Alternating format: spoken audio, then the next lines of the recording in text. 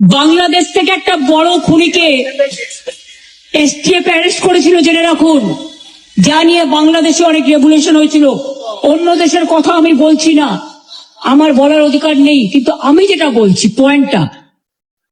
তারপরে তারা মেঘালয় দিয়ে বাংলায় চলে আসে।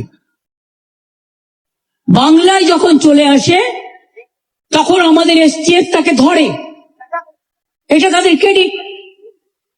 তারপরে হোম মিনিস্টার নিজে আমাকে ফোন করে বলছেন, এতদিন তো কই আমি বলিনি, মুখ করিনি, আজকে অত্যাচারের শেষ সীমায় গেছেন বলে। কারণ এটা জানে, আমি এখনো নামটা বলছি না ভদ্রতা করে, বাংলাদেশের লোক উত্তাল হয়ে যাবে। আমি সেটা চাই না, আমি দেশকে ভালোবাসি না, বলবো না দেশের স্বার্থে। কি বললেন? आप थोड़ा आपको बंगाल पुलिस को बोल दो, ये बात बाहर में नहीं कहने के लिए, ये देश के लिए है। কাকে দিয়ে খুন করিয়েছিলেন, কার কার নাম বেরিয়েছিল? আজ গভর্নমেন্ট চেঞ্জ হলেও মনে রাখবেন, আমি তো সবটাই জানি।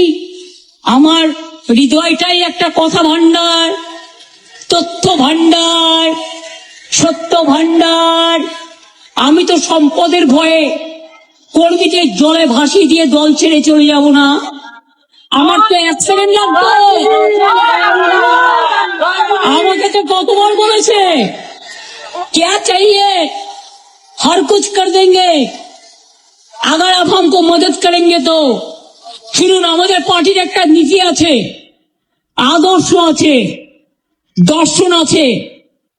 আজকে আমার দুঃখ একটাই, যাদের জন্য সারা জীবন করেছি তারা আজকে গদ্দারের সাথে লাইন করছে।